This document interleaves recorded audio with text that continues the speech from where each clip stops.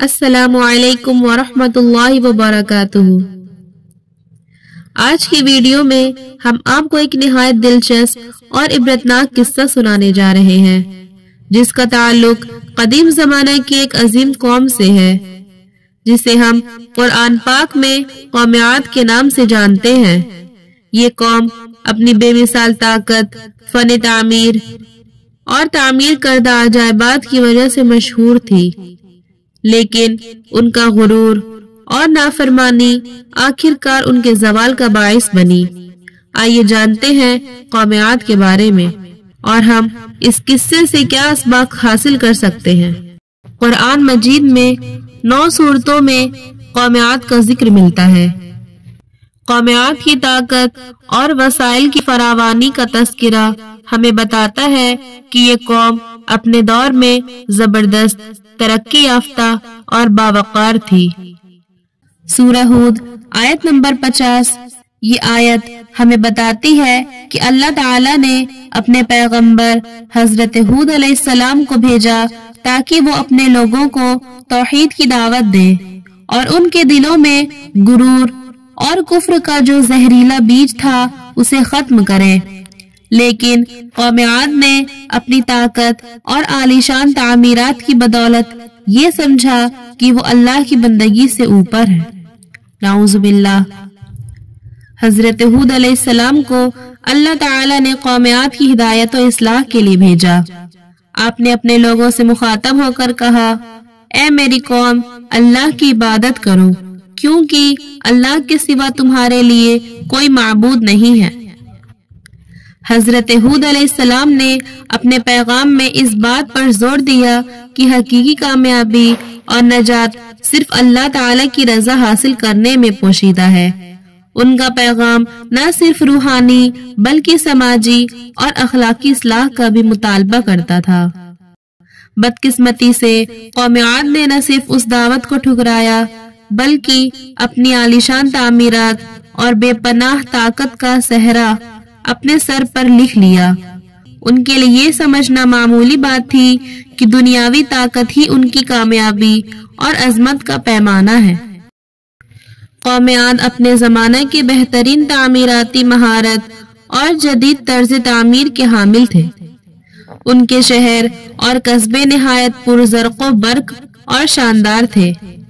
قرآن میں بھی ان کی شان و شوکت کا ذکر ملتا ہے، جس سے اندازہ ہوتا ہے کہ وہ نہایت ترقی یافتہ اور خود کفیل تھے۔ ان کے مجسمے، ستون اور دیگر عمارتیں ان کی فنی مہارت اور وسعت فکر کا مظہر تھی۔ تاہم اس دنیاوی ترقی کے ساتھ ساتھ ان کے دلوں میں ایک بدگمانیت اور غرور بھی پیدا ہو گیا تھا۔ انہوں نے اپنی طاقت اور وسائل کو اللہ تعالی کی نعمت سمجھ کر خود کو اس سے بالا تصور کیا۔ یہ وہ وقت تھا کہ جب انسان کی تکبر اور غرور اس کے عذاب کا پیش خیمہ بن جاتے ہیں۔ حضرت ہود علیہ السلام نے اپنی قوم کو سمجھایا کہ اگر وہ اللہ تعالی کی عبادت اور اس کی رضا کے مطابق زندگی گزاریں گے تو دنیاوی کامیابی کے ساتھ ساتھ اخروی نجات بھی ان کے قدم چومے گی۔ لیکن قوم عاد نے نہ صرف ان کی نصیحت کو نظر انداز کیا بلکہ آپ کی باتوں کا مذاق بھی اڑایا۔ سورہ اعراف آیت نمبر 65 تا 72 میں قوم عاد کی نافرمانی اور ان کی سرکشی کا تذکرہ ہے۔ ان کا دل سرکشی اور تکبر سے بھر چکا تھا، جس کی وجہ سے وہ صحیح راستے سے دور ہو گئے تھے۔ جب انسان اپنی غلطیوں سے توبہ نہ کرے اور اللہ تعالی کی طرف سے دی ہوئی ہدایت کو نظر انداز کرے تو اللہ تعالی کے عذاب کے سوا کوئی چارہ نہیں رہتا۔ قرآن مجید میں سورہ حاقہ کی آیت میں قوم عاد کے انجام کا ذکر ملتا ہے۔ سورہ حاقہ آیت نمبر 6۔ یہ آیت ہمیں بتاتی ہے کہ کس طرح اللہ تعالی نے قوم عاد کو ایک تیز اور زبردست ہوا کے ذریعے ہلاکت کی گھاٹ اتار دیا۔ اس ہوا نے نہ صرف ان کے شہروں کو مٹا دیا بلکہ ان کی ترقی یافتہ تہذیب کو بھی بخوبی صفحے ادل بنا دیا۔ ان کا خاتمہ ہمیں یہ سبق دیتا ہے کہ دنیاوی طاقت اور ترقی اگر اللہ تعالیٰ کی اطاعت کے بغیر حاصل کی جائے تو وہ بے سود ثابت ہوتی ہے۔ قوم عاد کی کہانی نہ صرف ایک قدیم قصہ ہے بلکہ آج کے زمانے کے ہر فرد کے لیے ایک واضح تنبیہ ہے۔ ہمارے زمانے میں بھی انسان اکثر دنیاوی وسائل، دولت اور طاقت کا نشانہ بنا کر اللہ تعالیٰ کی نافرمانی میں ملوث ہو جاتا ہے۔ یہ قصہ ہمیں یہ سمجھاتا ہے کہ ہر انسان کو چاہیے کہ دنیاوی کامیابی کے ساتھ ساتھ اللہ تعالیٰ کی عبادت کو بھی اپنی اولین ترجیح بنائے۔ حضرت ہود علیہ السلام کی دعوت آج بھی اتنی ہی اہم ہے جتنی ان کے زمانے میں تھی۔ دوسرا، قوم عاد کا غرور اور خود پرستی ان کے لیے زبردست عذاب کا سبب بنی۔ یہ ہمیں یہ یاد دلاتی ہے کہ اللہ تعالیٰ کے سامنے کوئی بھی انسان اپنی ذات کو برتر نہیں سمجھ سکتا۔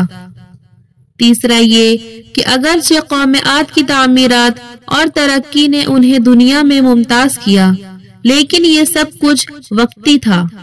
آخرت کی کامیابی وہ ہے جو اللہ تعالیٰ کی رضا سے حاصل ہوتی ہے۔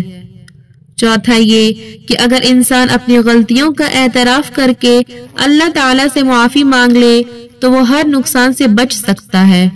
قوم عاد نے موقع ضائع کر دیا اور ان کا انجام ہمارے لیے عبرت کا سبب بنا۔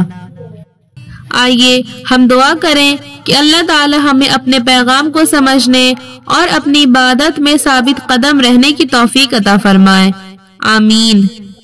اگر آپ کو یہ ویڈیو پسند آئی ہو تو اسے لائک، سبسکرائب اور شیئر کرنا نہ بھولیں۔ جزاک اللہ خیرہ۔ السلام علیکم ورحمۃ اللہ وبرکاتہ۔